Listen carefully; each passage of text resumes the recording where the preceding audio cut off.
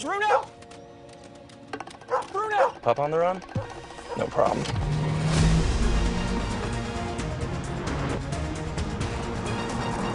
With 5 drive modes, Rogue makes this a walk in the park.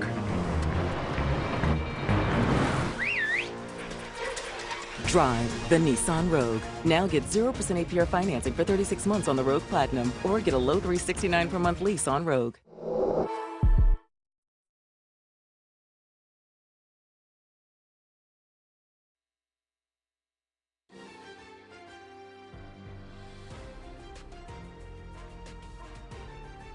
This is Kcal News, Los Angeles. He gave himself away. Otherwise, they would have got away. Now at 8, all eyes on police in Las Vegas tonight after an arrest in the 1996 murder of rapper Tupac Shakur. Political peers remembering Dianne Feinstein tonight after the death of the longest-serving woman in Senate history. We're thrilled to be here with the conservative patriots who are leading the charge to take back this state from the radical left lunatics. And former President Donald Trump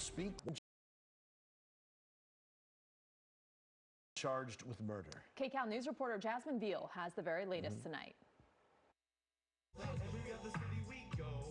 As rapper Tupac Shakur's music plays inside the Studio City record store Friday, the man accused in his murder nearly 3 decades ago now sits in jail. For 27 years, the family of Tupac Shakur has been waiting for justice. We are here today to announce the arrest of 60-year-old Dwayne Keith Davis, a.k.a. Kcal Dt, for the murder of Tupac Shakur. Shakur was killed in a drive-by shooting in Vegas back in 1996. Investigators say it grew out of a fight between 2 groups earlier that night. Davis is accused of handing the gun to the shooter. Las Vegas investigators say they've been working on the cold case with renewed focus for the last 5 years after new evidence came to light in 2018. Some of that stemmed from an interview producer and filmmaker Mike Dorsey did with Davis when he confessed on national TV. For him to go on television and say that he did this, it was really surprised.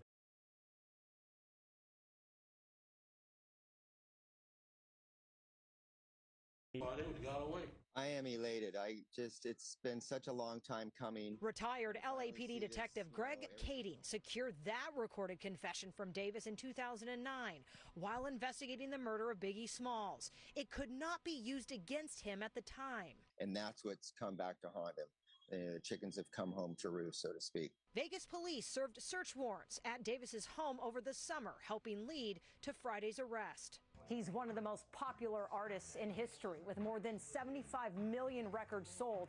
And Las Vegas investigators even quoting some of his own lyrics today, saying they never surrendered, which helped them get to the bottom of this investigation.